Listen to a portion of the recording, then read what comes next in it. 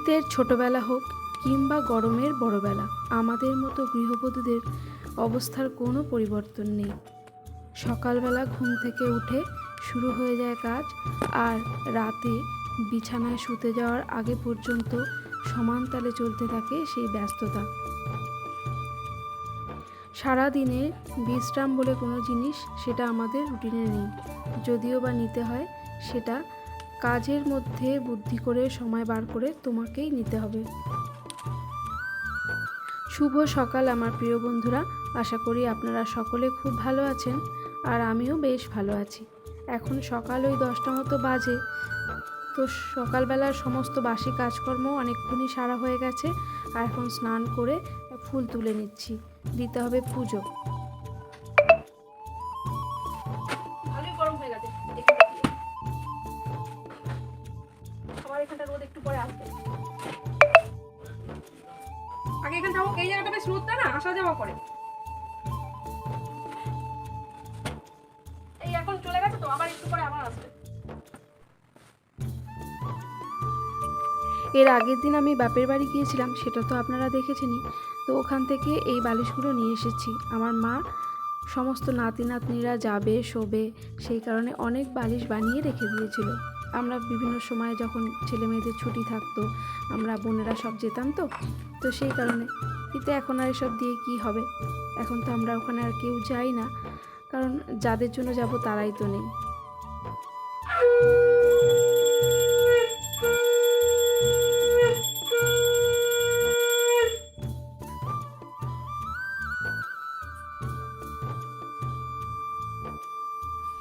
নমস্কার, শুভ সকাল। কেমন আছেন সবাই? আশা করি সবাই ভালো আছেন, আর আমিও বেশ ভালো আছি। আমি রীতা, আমার মিষ্টিওয়ালা পরিচয় পরিবারের আরও একটা নতুন ব্লগে আপনাদের সবাইকে স্বাগত জানাই। আজ শুক্রবার, এখন সকালে 11টা মতো বাজে, আর স্নান টান হয়ে গেছে, পুজো হয়ে গেছে। তো একটু আগে দেখালাম যে ফুল টুল তুলছি, তো সমস্ত গুছিয়ে গাছিয়ে নিয়ে পুজো দিতে দিতে 11টা বেজেই গেল। তো সকালবেলার কাজকর্ম তো সব হয়ে গেছে, এখন হচ্ছে দুপুরের দিকে কি রান্না হবে না হবে সেই কাজে যাব। তো এই যে মায়ের পুজো হয়ে গেছে, তো চলুন তাহলে এখন রান্নাঘরের দিকে যাই। রান্নাঘরে গিয়ে আগে 1 কাপ চা বানিয়ে খাবো, তারপরে দুপুরের রান্নার জোগাড় করবো, কি হবে না হবে। তো হাজব্যান্ডকে দেখলাম 2 রকমের মাছ এনেছে, তো চিংড়ি মাছ এনেছে আর আমোদি মাছ এনেছে। তো আমোদি মাছটা একটু কেটে বেছে নিতে হবে। চলুন যাই রান্নার কষায় গিয়ে। পুজো দিয়ে রান্নাঘরে চলে এসেছি, আর আগেই বলেছি হাজব্যান্ড 2 রকমের মাছ নিয়ে এসছে। তো এই চিংড়ি মাছ আর আমোদি মাছ, চিংড়ি মাছটা হাজব্যান্ড নিজেই বেছে দিয়েছিল, তবে আমোদি মাছটা এখনও কাটা হয়নি, তো এটা কেটে নিতে হবে। তো 200 গ্রাম মতো চিংড়ি মাছ এনেছিল, তার কিছুটা নিয়ে এখন ওই ফুলকপি আলুর তরকারি করব। তো মশলা তো আগেই বেটে নিয়েছিলাম, এখন এই যে চিংড়ি মাছের সঙ্গে মশলাটাকে খুব ভালোভাবে কষিয়ে নিয়েছি, আর ফুলকপি আলু আগেই ভেজে প্রেসার কুকারে সিটি দিয়ে সেদ্ধ করে নিয়েছিলাম। এখন মশলার সঙ্গে খুব ভালোভাবে মিশিয়ে নিলাম।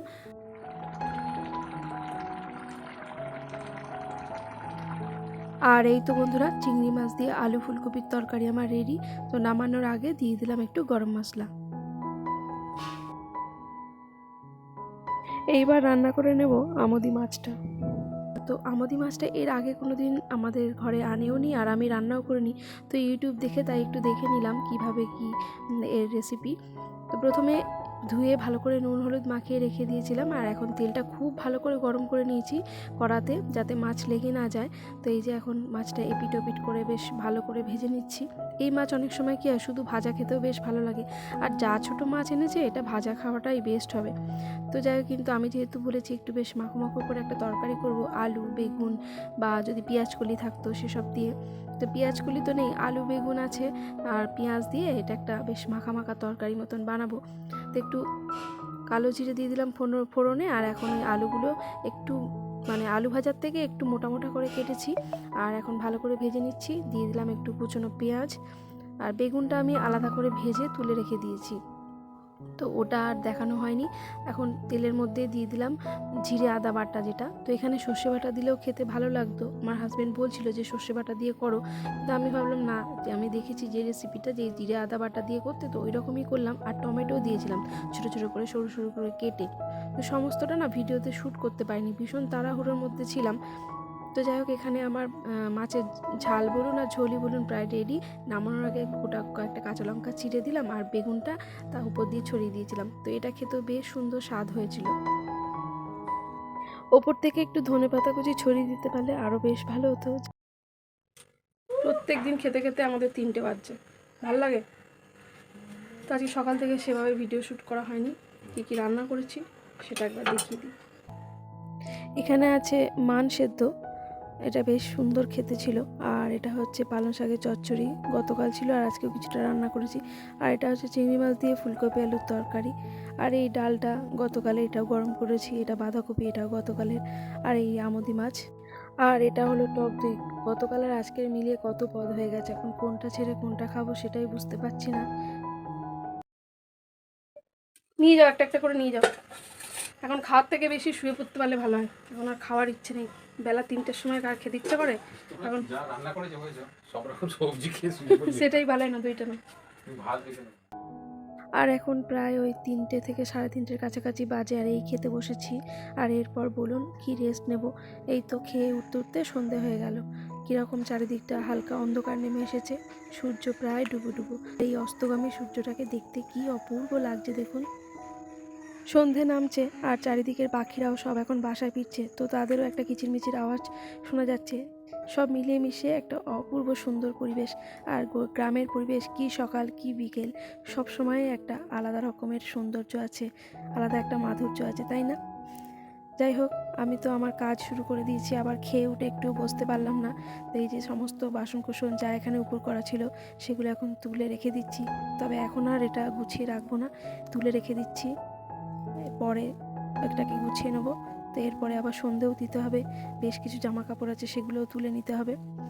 তো হাজব্যান্ড একটু বেরিয়েছে, তাই আমি ভাবলাম ঠিক আছে, ও যতক্ষণ না আসে ততক্ষণ বসে একটু এডিটিং করে নিই। ও বাড়িতে এলে তারপরে সন্ধে দেবো, সোনাকে আবার টিউশনে দিয়ে আসতে হবে। এখন সন্ধে ওই 6টা মতো বাজে। তো হাজব্যান্ড চলে এসেছে, তো আমাকে আর টিউশনে দিয়ে আসতে হয়নি। তো ওই সোনাকে টিউশনে দিয়ে এসেছে। তারপর যেহেতু আমি একটু শুয়েছিলাম, শরীরে একদম ভালো লাগছিল না, তাই ওই এসে চাটা করলো। তো এখন দুজনা মিলে বসে চা খাচ্ছি। ও যাবে একটু বাজারে, আরও কিছু কাজ আছে ওর। আর ওখান থেকে ফেরার সময় সোনাকে একদম নিয়ে বাড়ি ফিরবে।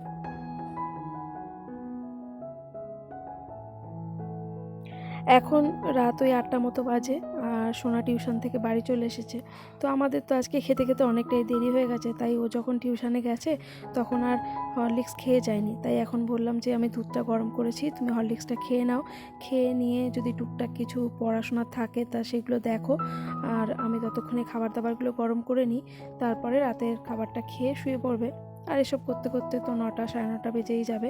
তো আমাদের রাতে খেতে খেতে অনেক সময় 10টাও বাজে, কোনো সময় আবার 9টার মধ্যেও খেয়ে নিই। তো আজকে কাজকর্ম গুছানো হয়ে গেছে, রান্নাবান্না সেভাবে কিছু করতে হয়নি, ভাত তরকারি সমস্তটাই আছে। আর দুপুরেই তো দেখলেন অনেক কিছু মেনু ছিল, তাই সবগুলো খাওয়াও হয়নি, বেশ কিছু সবজিপাতি সব পড়েই আছে। তো ওই দিয়েই রাতের খাবার খেয়ে নেওয়া হবে। আর যে বাসনগুলো তখন তুলে রেখেছিলাম আর গুছোতে পারিনি, কারণ ওই যে বললাম শরীর আর একদম ভালো লাগছিল না। তো এইখানে খাবারগুলো গরম করতে করতে রান্নাঘরে কাজ টুকিটাকে সারতে সারতে বাসনগুলো গুছিয়ে নিলাম, আর ভাতটাও একটু গরম করে নিলাম। আর তার সঙ্গে যে সমস্ত সবজিগুলো আছে সেগুলো এখন একটু গরম করে নিচ্ছি। এই দিয়েই আমাদের রাতের খাওয়া দাওয়া হয়ে যাবে। তো ফুলকপি আলুর তরকারিটা অনেকটাই পড়ে আছে, তার সঙ্গে ডালও রয়েছে বোধহয়। আর এই ওভেনটাতে দুধটাও গরম করে নিয়েছি। এরপর বেশ কিছুটা সময় কেটে গেছে, এখন রাত প্রায় ওই 9:30 থেকে 10:45 এরম হবে হয়তো। তো খাবারটা নিয়ে বসে পড়েছি, ঠিক টাইমটা আমার মনে পড়ছে না। যাই হোক, তো ওই যে অনেক রকম সবজিপাতি পড়ে আছে, বললাম না, ডাল আছে, পালং শাকের চচ্চড়ি আছে, ফুলকপি আলুর তরকারি, এমনকি এই জামদি মাছটাও পড়ে আছে। তো তো এই সব দিয়ে আমাদের রাতের খাওয়া দাওয়া খুব ভালোভাবে হয়ে যাবে। তাহলে চলুন এখন খাবারটা খেয়ে নিই। আর এই তো বন্ধুরা, 3টে থালায় ভাত বেড়েও নিয়েছি। খাওয়া দাওয়া হয়ে গেছে বেশ কিছুক্ষণ হলো, তো সমস্তটাই গুছিয়ে নিয়েছি। এখন রাত প্রায় ওই 11টার মতো বাজে। তো ভাবলাম আগামীকালের কিছু প্রিপারেশন যদি করে রাখি, এতে সুবিধা আমারই হবে। তো আর এখন শীতের বেলা, তো একটু যদি কাটাকুটি করা থাকে না, তাহলে অনেক সুবিধা হয়। তাই জন্য কালকে সকালবেলা একটু পেঁপে আলুর তরকারি বানাবো, চিংড়ি মাছ তো আছেই। তাই কিছুটা পেঁপে আলু কেটে এখন রেখে দিচ্ছি, এটা ফ্রিজে রেখে দেবো। তাহলে কালকে ঝটপট আমার তরকারিটা বানানো হয়ে যাবে। আর মশলাও তো অনেকটা বাটা আছে, তাই মশলাটাও আমাকে বাটতে হবে না। আর ভাবছি একটু ফুলকপি আলু দিয়ে ছোট ছোট করে ফুলকপি কেটে নিচ্ছি, এটা দিয়ে একটু পোস্ত বানাবো। তাই এই ফুলকপিটা অনেক দিন আনা হয়েছে, তো আর বেশি দিন রাখলে এবার নষ্ট হয়ে যাবে, তাও এর মধ্যে থেকে অনেকটাই বেছে কেটে ফেলে দিতে হয়েছে। তো এখন এই পোস্তর জন্য আলু আর ফুলকপিটাও কেটে নিচ্ছি, তবে পোস্তটা এখন রাতে আর বাটবো না, ওটা কালকে সকালবেলাতেই বেটে নেব। তো দু রকমের তরকারি আগে থেকেই কেটে গুছিয়ে রেখে দিচ্ছি, এতে আমার অনেকটা কাজ এগিয়ে থাকলো। আর এই ফুলকপিটা কবে এনেছি বলুন তো, সেই গত শনিবার যে আমি কুন্তিঘাটের বাজারে গেছিলাম, তখন 3টে ফুলকপি একসঙ্গে 20 টাকা দিয়ে এনেছিলাম সেইটা। তো আর বেশি দিন রাখা সম্ভব বলুন, কালো কালো হয়ে যাচ্ছে। যাই হোক, সমস্তটা গুছিয়ে এখন ফ্রিজে রেখে দিলাম। আর হাজব্যান্ড মুড়ি নিয়ে এসেছিলো, তো মুড়িটা আমাদের ফুরিয়ে গেছিলো, তাই মুড়িটা এখন ঢেলে নিচ্ছি, নাহলে এই ফাঁকা অবস্থায় যদি ফেলে রেখে দিই না, কখন দেখবো ইঁদুরে ফুটো করে দিয়েছে আর মুড়িগুলো সব নরম হয়ে যাবে। তাই এখন রাত্রেবেলায় এই যে 2 প্যাকেট মুড়ি এনেছে, সেটা এখন ঢেলে নিচ্ছি। আরও কিছু টুকটাক মুদিখানার বাজার আছে, তো ভাবছি সেগুলো রাতে এখনই গুছিয়ে নিই, যখন একবার কাজটা ধরেছি তাহলে সেই কাজটা কমপ্লিট করে নিই। তো দেখলাম চা পাতাটাও শেষ হয়ে গেছিলো, তো সেটাও নিয়ে এসেছে। তাই সকালবেলা তো আগেই চা করতে লাগবে, তাই খালি যদি থাকে তখন দেখেই তখন বিরক্ত লাগবে, তাই ভাবছি রাতের বেলাতে চাটাও ঢেলে নিই। তো এই যে চাটাও ঢেলে নিলাম। আর এখন এই গ্যাস ওভেন আর কাউন্টার টপটা একটু পরিষ্কার করে নিচ্ছি। সকালবেলা ঘুম থেকে উঠেই যদি দেখি পরিষ্কার পরিচ্ছন্ন রান্নাঘরটা, তাহলে দেখতেও ভীষণ ভালো লাগে। আর উঠেই 1 কাপ চা করব কি একটু গরম জল করব, তখন আবার মুছে নিতে হবে না। তো সেই জন্য একবার রাত্রেবেলা আরও একবার পরিষ্কার করে নিচ্ছি। তবে যতই পরিষ্কার করে নিই না কেন, সকালবেলা আমি একটু মুছেই নিই, কারণ এই সারা রাত খোলা থাকে, এর উপর দিয়ে কি টিকটিকি আরশোলা মাকড়সা কি হেঁটে যায় সেটা তো আর আমরা দেখতে পাই না। তো সেই কারণে সকালবেলাও একবার হালকা করে মুছে নিই। তো রাত্রেবেলা একটু ডিপ ক্লিন করে নিলাম কলিংটা দিয়ে। আর কথায় বলে রান্নাঘরেই মা অন্নপূর্ণার বাস, তাই এটাকে যত বেশি পরিষ্কার পরিচ্ছন্ন রাখা যায় ততই ভালো। আর এই তো বন্ধুরা, আপনাদের সঙ্গে গল্প করতে করতে আমার সমস্ত কাজকর্ম অনেকটাই গুছিয়ে ফেলেছি। আর এই পর্যন্ত আজকের ব্লগটা আপনাদের কেমন লাগলো একটা অবশ্যই কমেন্ট করে জানাবেন। যদি ভালো লাগে প্লিজ একটা লাইক করবেন। আর এই ধরনের ব্লগগুলি যদি আপনারা প্রতিনিয়ত দেখতে চান, তাহলে চাইলে আমার চ্যানেলটি সাবস্ক্রাইবও করতে পারেন। আর যারা তা অলরেডি করে ফেলেছেন তাদের জানাই অসংখ্য ধন্যবাদ। এখন তবে আসি।